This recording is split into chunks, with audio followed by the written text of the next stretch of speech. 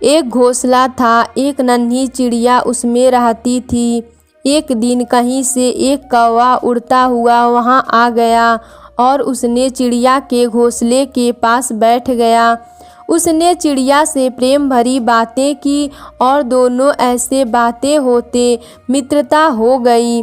उस दिन के बाद से कौवा रोज चिड़िया से मिलने आने लगा।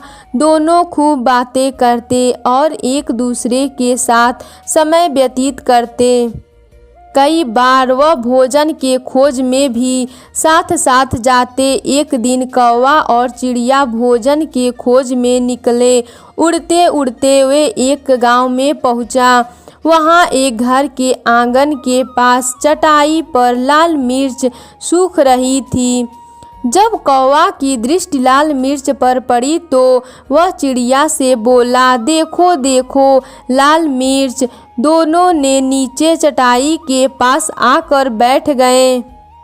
चिड़िया बोली, चलो एक शर्त लगाते हैं, देखें कौन ज़्यादा लाल मिर्च खा पाता है। कौवा बोला, ठीक है, लेकिन जो जीता वह एक दूसरे को खा जाएगा, ऐसा कौवा ने कहा। और कौवा शर्त लगाने के लिए तैयार हो गया।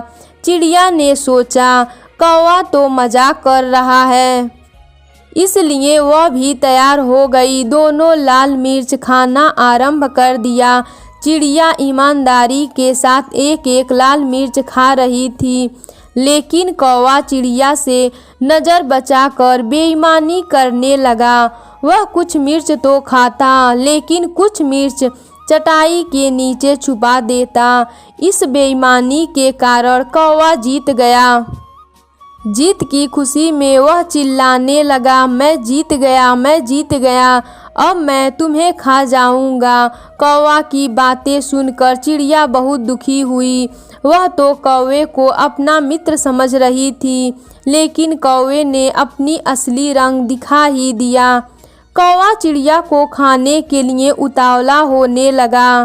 तब चिड़िया बोली, ठीक है, तुम मुझे खा सकते हो, लेकिन मुझे खाने के लिए तुम अपनी चोंच धोकर आओ। पता नहीं तुम क्या क्या खाते रहते हो और तुम्हारी चोंच बहुत गंदी रहती है।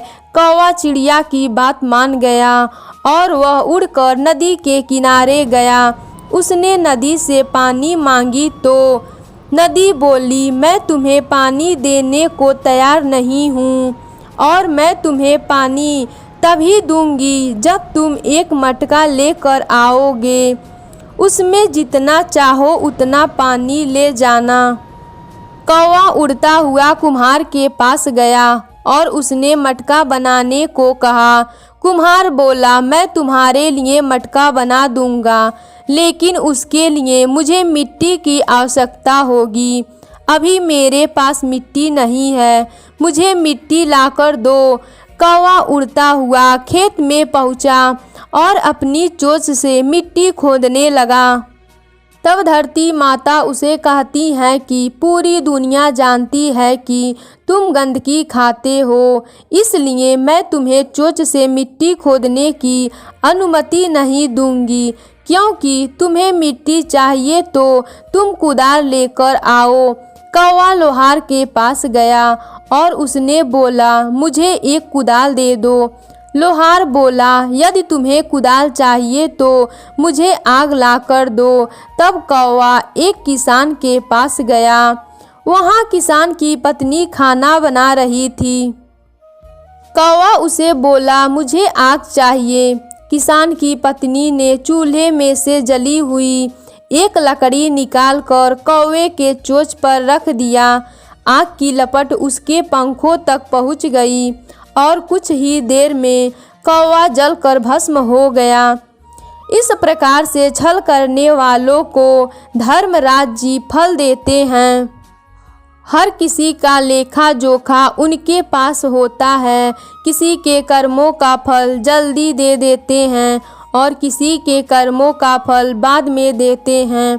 एक बात हमेशा याद रखिए, छल से कोई महान नहीं बनता और महान बनने वाले कभी छल नहीं करते।